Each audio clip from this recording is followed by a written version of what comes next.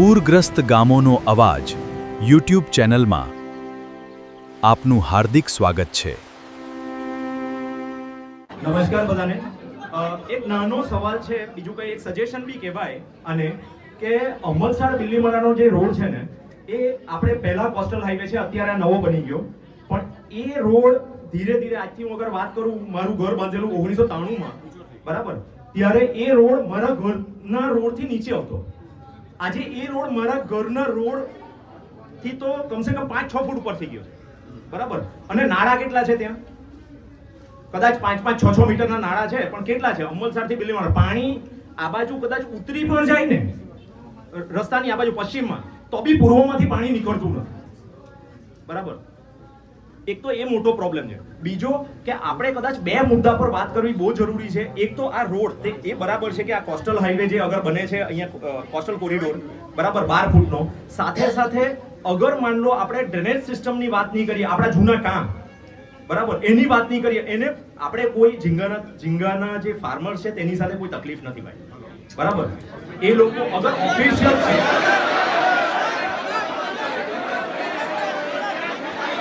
મારી વાત પૂરી સાંભળશો ભાઈ,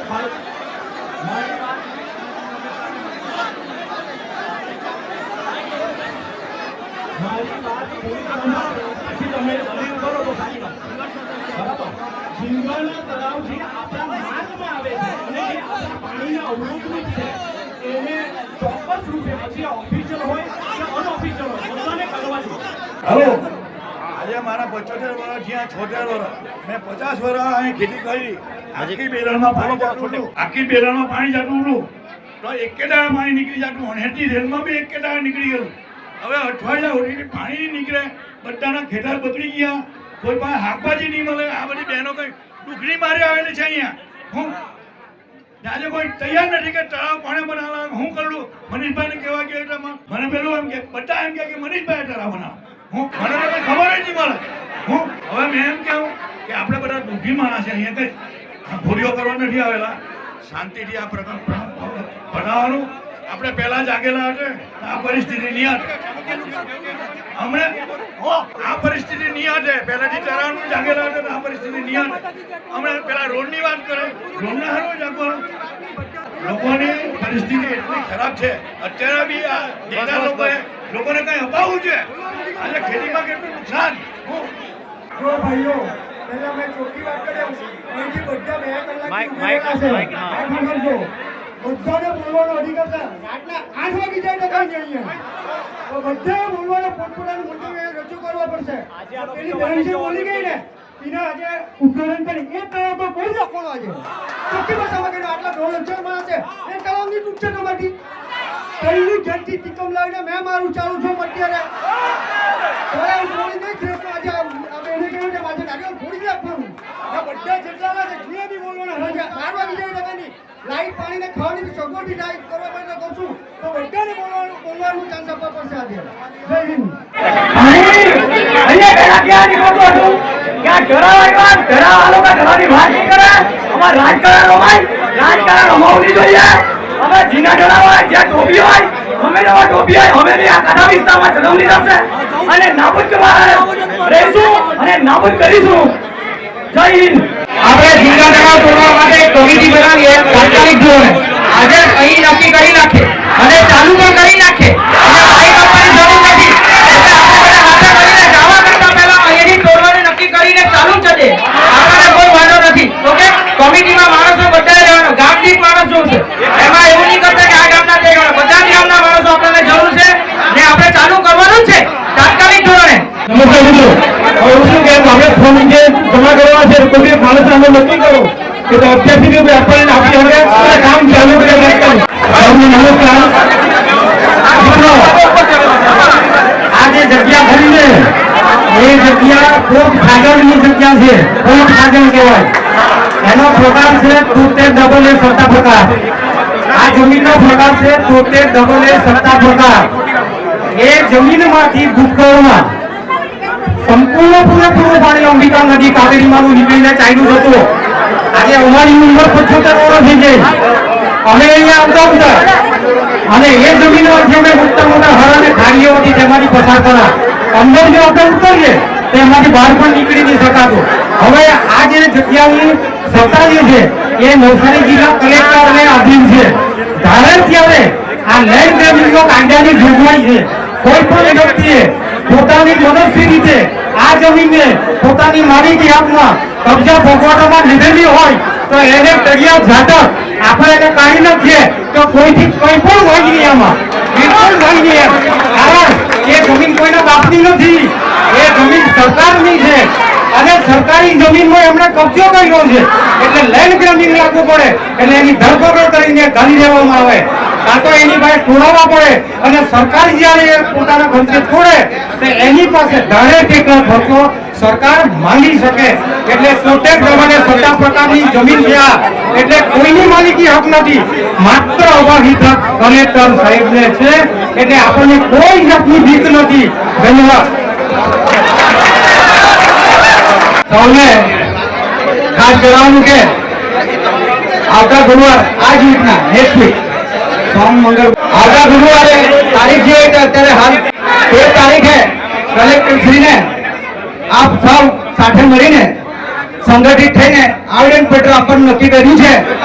તો સૌ 10 કલાકે અમરસર પેટ્રોલ પંપ પાસે હાજર રહે એવી સૌને અપીલ છે. કલેક્ટર ઓફિસ હવે અહીં ઉપસ્થિત આજના એરિયાના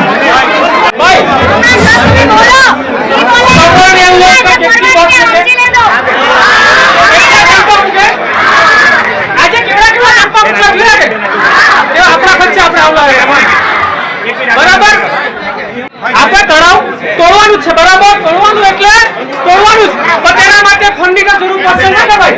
એટલે આપણે બધા અંદર વાત કરીએ પૈસા આમ પૈસા તેમ, પૈસાની તો જરૂર પડશે જ, બરાબર. એટલે એના ગામ દીઠ એક વ્યક્તિઓ નક્કી કર્યું કે તે પૈસા ઉઘરાવે ને આ લોકોને આપે, કેમ કે અહીંયા કોઈ પૈસા આપવાનું નથી. એટલે ફંડિંગની જરૂર પડશે તોડવા માટે.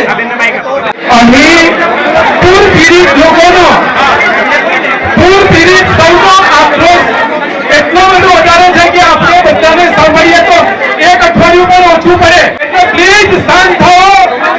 આજે આપણે સૌ આગેવાનો, સૌ સલાહકારો, સૌ સરપંચો અને સૌ ગ્રામજનો જેટલા અહીં આવીને પોતાનો કિંમતી સમય આપીને પોતાની વ્યથા રજૂ કરી આ આવેદન પત્ર આપવા માટેની જે એકતા બતાવી છે એના માટે સૌનો આભાર માનું છું. આ જે આગેવાનો છે જેમણે આયોજન કર્યું છે આ સૌને થકી સૌનો આભાર છું.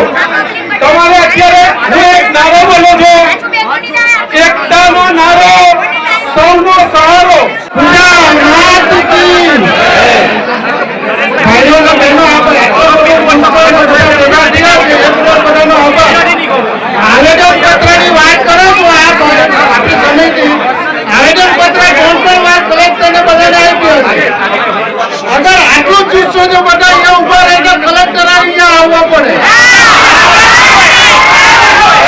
કલેક્ટર, મંત્રી, ધારાસભ્ય, સંસદ સભ્ય દરેક આવવાની ફરજ છે. આ જુસ્સો જો આ દરેક ભાઈઓનો જુસ્સો છે. અત્યારે આપણે આભાર કરીને જતા રહેવું તો એમાંથી કાલે આવતા નહીં આવે, પરમદેશે નહીં આવે. એટલે અમારી જાતા કરવાની મીટિંગ કરી એટલે આપણે એ નથી કરવું. આવેદન પત્રને આપણે કેન્સલ કરી દરેક ફરજ બધા આજથી અહીંયા બોલાવે છે. કલેક્ટરને અહીંયા બોલાવો.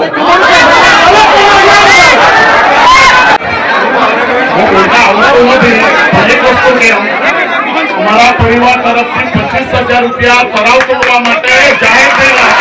બાકી બધાને એક વિનંતી, કાલ કરો છો આજ કરો છો આપ. યોગેશભાઈને એક વિનંતી કરું કે તમે JCB નું કીધું તો આજે 25,000 આપીને ચાલુ કે લાગો. બીજી એક વાત કે આ કોઈ વહીવટી તંત્ર કે સરકાર અહીંયા તોડવા આવતું નથી. ખરેખર તો જેણે ગેરકાયદેસર તળાવ બાંધેલા છે આવી જાય કોના તરફ. બીજી વાત, આપણી પાસે ફોન નથી આપતા સરકાર કે કોઈ રાજ્યના પૈસા આપવા આવવાનું નથી. બરાબર, સ્વેચ્છાએ 50 રૂપિયા 100 રૂપિયા સમિતિમાં દાન કરો. આપણા જો આપણે આટલી વખત કલેક્ટરને આવેદન પત્ર આપવા જતા હોય તો કલેક્ટર અહીંયા કેમ ના આવી શકે?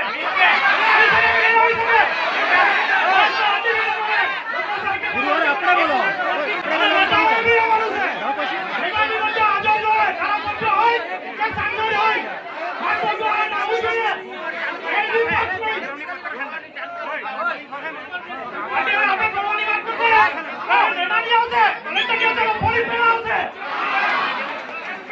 તૈયાર થઈ ગઈ છે. ગુરુવારે 13 તારીખે આવેદન પત્ર આપવા કલેક્ટર ઓફિસમાં જવાનું છે. અને આજે જે માહોલ હતો એવી સંખ્યામાં જવાનું છે. અને ભાઠા ઘોડાફળિયા પાસે જે જગ્યા છે ખોડિયાર માતાના મંદિર પાસે ત્યાંથી નીકળવાનું છે. 10 વાગ્યાનો ટાઈમ છે. સ્વાભાવિક છે કે કોઈ ગામમાંથી કોઈને આવતા મોડું વહેલું થાય તો આપણે મોડા 10:30 નીકળીશું અને 11:30 ની પહેલા કલેક્ટર ઓફિસે પહોંચવાનું છે. કલેક્ટર ઓફિસમાં આ બધાને કોઈને જવા નહીં રહે. ફક્ત 6 વ્યક્તિઓને મંજૂરી હોય એટલે જે કંઈ અગવડતા પડે એ જાહેર રોડ પણ આપણે સ્વીકારવાની છે એવી માનસિકતા સાથે જ આવવાનું છે. આવવાનું બધા છે. આજે જે માહોલ છે એવી ખૂબ મોટી સંખ્યામાં આવવાનું છે. તો જ અવાજ સંભળાશે. બીજો આપણા આ મંડળ પાસે અત્યારે 2-3 વ્યક્તિ આક્રોશમાં આવીને કે હું આટલા આપું તેટલા આપું એ વાતો કરતા હતા, પરંતુ આપણી પાસે કંઈ ભેગા નથી અત્યારે. એટલે વાહનોની સગવડ બી અમારે કરવાની છે. એ વાહનોની સગવડ અમે કરીશું, પરંતુ જેની પાસે સગવડ છે એ પોતાનું વાહન લઈને આવે એટલે અંદર બીજા વ્યક્તિઓ પણ સમાવેશ થઈ શકે અને એ પાછા લાવે, એમને મૂકી નહીં આવે નવસારી. હા, બહેનો ખાસ આવે. કઈ પણ હોય તો અમારી ઢાલ બહેનો જ છે.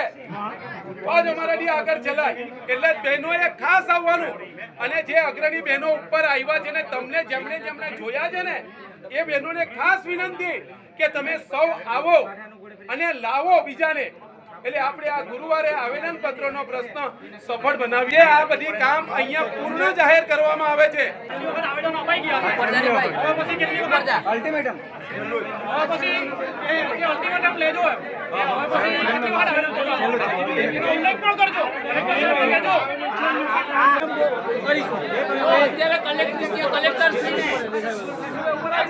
આજે દીપકભાઈ વાત કરીએ કલેક્ટરશ્રીને આવેદન આપવા બધા જવાનું છે ને જે કલેક્ટરશ્રીને આપણે મેટલ માંગીશું અથવા તો એમના તરફ કે આટલા મુદતમાં આપણે ટાઈમ આપશે કે એક્શનમાં જો નહીં આવે વહીવટતંત્ર તો આપણે લોક આંદોલન છે આપણે પૂર્ણ કરવાનું કામ આપણે જાતે જ બધા નીકળવાનું રહેશે.